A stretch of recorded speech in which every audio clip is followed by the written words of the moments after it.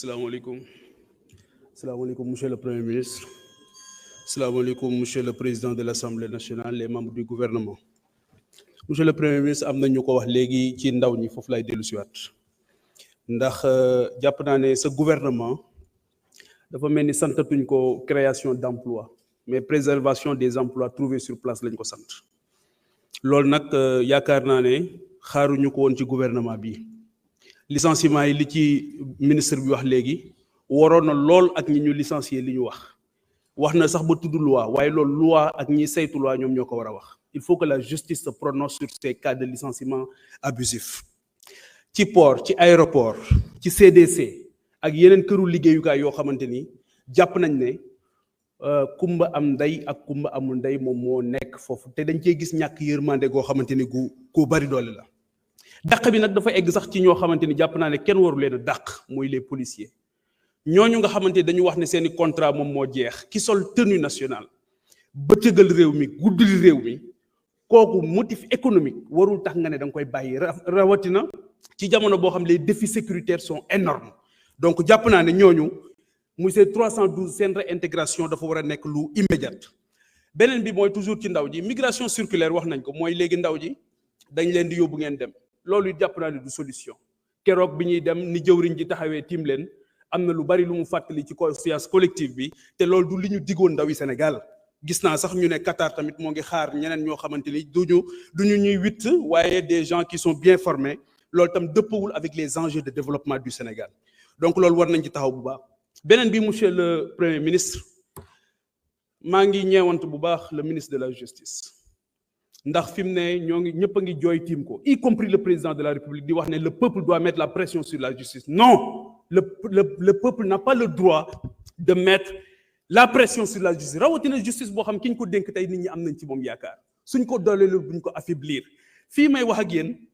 am na jëmm joo xamante ni Simon Faye la tudd rédacteur en chef bu des médias Simon Faye bokk na ci taskatu xibaar yi gën a respecté ci Sénégal ci probité am ci intégrité am nécessité d'enquête ñu ne moo tax tey ji ñu téye ko ay fan këram donc actuellement jàpp nañu ne képp koo xamante ni dañ ko identifier comme noonu premier ministre Ousmane Sonko dañoo war a dal ci sa kaw te loolu jàpp naa ne yow benn noonu nga war a am mooy ku noonoo réew mi mais lépp loo xam dafa jëm ci yow jàpp nañ ne war nga ko mën a jéggale bu fekkee ne comprendre nañ fii nga xamante ni foofu la réew mi toll donc Simon Faye ak la justice ak ñi nga xamante ni yëpp dañ leen di woo ci loo xamante ni du dara parce que li nga wax fii léegi ci wàllu justice jàpp naa ne on est en train de redéfinir même la nature de notre régime.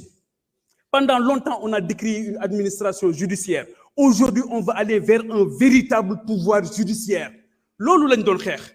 Et pour man ce pouvoir-là, dañ ko war a gën a conforter, war ko gën a liggéey bu baax. C'est pas un pouvoir des juges. Loolu tamit gars yi nga xamante ni souvent ñoom ñooy nekk complètement à côté de la plaque, ñoom ñoo koy nekk di wax. Donc loolu la ñu jàpp ne dafa nekk ay problématique yoo xamante ni war nañ ci taxaw bu baax a baax daal di dimbali li nga xamante ni moom mooy encore une fois ndaw ñi dooleel leen dimbali leen parce que tey jii Sénégal on parle de déguerpissement des jeunes yi nekk ci marché yi mais c'est la première fois dans l'histoire du pays où on parle de déguerpissement te kenn déggul ñu wax recasement il faut qu'on parle de recasement bu ñuy déguerpir beneen bi mooy la problématique des marchés benn borom xam-xam day wax ne boo demee ci dëkk boo bëggee xam ni waa dëkk ba mel njëkkal ci marché bi nu marché bi mel moom la dëkk bi mel te sunu marché yëpp tey ku ci am ndomba tànk dootoo dem ci marché yi dootoo fa nduggee dootoo fa lijjanti parce que xam nga ne marché yi nekkul aux normes donc il faut qu'on travaille sur un vaste programme de réhabilitation des marchés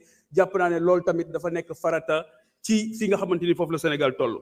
Monsieur le Premier ministre damay revenir ci beneen problématique boo xamante ni c'est la presse sénégalaise.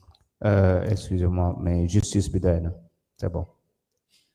damay revenir sur la problématique de la presse. Non, honorable question la ci benn thématique bunoo xaabaabal ci thématique yu bari donc restel ci justice bi sinon mën nga dem toog. La presse se sent persécutée aujourd'hui. Veuillez couper le micro s'il vous plaît. La presse se sent honorable, persécutée. allez vous asseoir. Allez vous asseoir.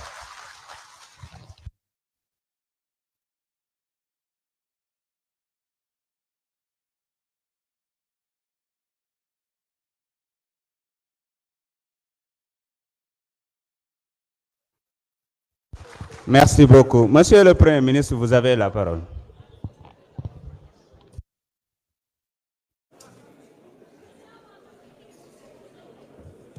Merci, Monsieur le Président.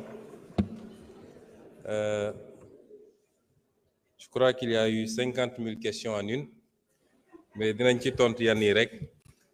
Et je me réjouis de voir que une certaine opposition essaie de s'agripper à tous les branchages. Et désormais, le cheval de bataille, c'est d'être les défenseurs du ministre de la Justice dans une soi-disant brouille avec le reste de l'exécutif. Et finalement, il y a un moyen d'opposition, c'est mieux. Wax nga ci mbirum licenciement yi, je crois que su dee da ngeen tudd licenciement politique rek yéen a ko wax licenciement politique ça veut dire que recrutement politique amoon na pour recrutement politique am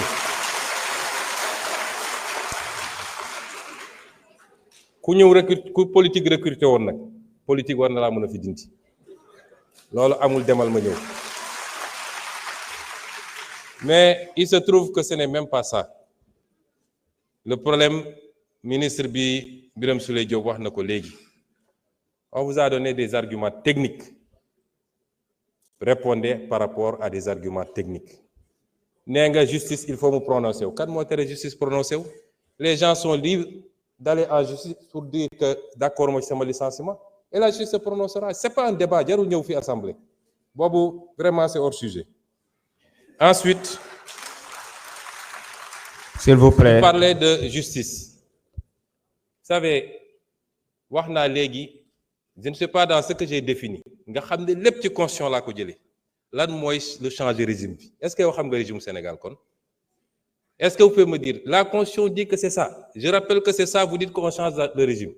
Quand la constitution existante change de régime.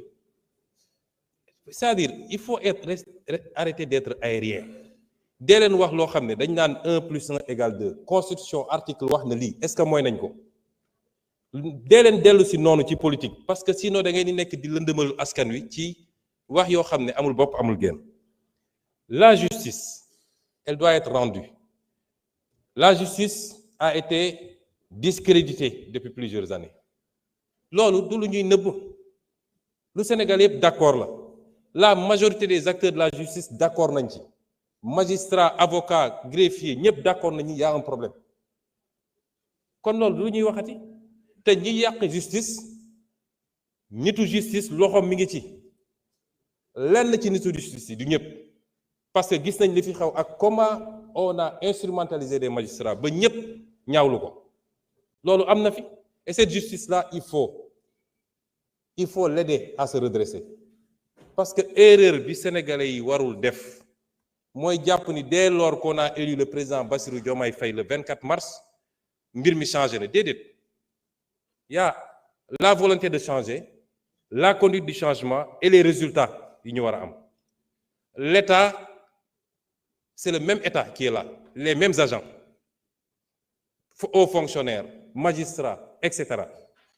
loolu c'est pas parce que changé nga président rek que loolu changé na de liggéey la boo xam ne au jour le jour lañ koy def. Ce qu'on appelle l'état profond, il est encore là, avec ses habitudes. te liggéey la boo xam ne du liggéey bu yomb mais la justice am na erreur bi nit ñi di def le peuple a le droit de dire que j'attends c'est le service public de la justice. Pourquoi on peut mettre la pression sur le président, sur le premier ministre, sur l'Assemblée et le peuple au nom duquel la justice est rendue n'a pas le droit de dire mais j'ai un problème ci sama justice nu muy doxee. Au nom de quoi? On dit le temps de la justice n'est pas le temps des hommes. Le temps de la justice est le temps des hommes parce que la justice est rendue au nom des hommes. Et en matière de justice, il y a un principe qui est important. La célérité. La justice doit être rendue avec célérité. Ça, c'est un principe fondamental du droit. Mën nañ ci poursuivre sax des magistrats lorsque par leur négligence dossiers yi dafa nekk ba peut-être sax génn ci dugg ci délai de prescription yi. On peut poursuivre disciplinairement des magistrats. Tey bi ñu jóg ñëwee gars yi def inventaire laaj leen dans les cabinets d'instruction ñaata dossiers lañ fa fekk des milliers de dossiers qui dorment là-bas depuis longtemps. On peut trouver des justifications peut-être amuñu suffisamment d'effectifs peut-être les conditions de travail. Mais en tout cas de cause, la justice doit être rendue avec célérité parce que le citoyen doit pouvoir connaître son sort rapidement et la société doit pouvoir sur considération d'autrui et à l'ordre public. Et vous croyez que ça d'ordre public? Et vous croyez que ça dinañ ko bàyyi muy dox au nom de la liberté? Moi, je vais vous dire une chose. Ba fi mu toll nii, je ne me suis jamais intéressé à ces questions. Lu xew ci réew mi ñu ne Sonko la. Je n'ai jamais fait arrêter quelqu'un. Le ministre de la Justice est là. Je n'ai jamais dégg naa même ñi ñu jàpp ci affaire dossier xaalis ak nangam ñu ne Sonko la. C'est pas moi. Damay xëy di gisandoo ci presse bi ñëpp ni jàpp nañ diw. Mais sur ces questions-là, je vous dis qu'à partir d'aujourd'hui, j'assume. Parce que man lu ma dugg rek ngeen xam ne dugg naa. À partir s'il vous plaît. Parce que ce pays duñ ko seetaan te gis nga ñi ngeen di sacrifier wujaaw yi ngeen di yónni ñuy dem di saaga ñoom seen cas nañ ko régler rapidement mu des nag xanaa yéen opposants yi ponkal opposants yi nekk seen kër yor seeni milliards di joxe di fay ay loyer pour nit ñi saagal leen xanaa dañu génn ñeme léegi bis bu ñu effacer ñoo ñëpp ils prendront leur courage pour sortir et on les attend parce que nag yéen a ngi woo ci terrain bu ñu xam ñun terrain bu ñu mën ñoo leen ciy xaar. Ensuite, vous citez le cas d'un journaliste. Des journalistes qui reprennent soi-disant des articles. Est-ce que vous savez ce que la loi a dit? Vous êtes journaliste. Le responsable principal, c'est le rédacteur en chef ou le directeur de publication? C'est lui le premier responsable. Tu prends un article, tu dis, policiers ñu bëgg a génne dañ leen fiy génne dama joxe benn misaal dañ leen fiy génne parce que on veut aller prendre des rebelles du FDC remplacer leen ko ngeen ne loolu dañ ko bàyyi mu jàll. Merci beaucoup.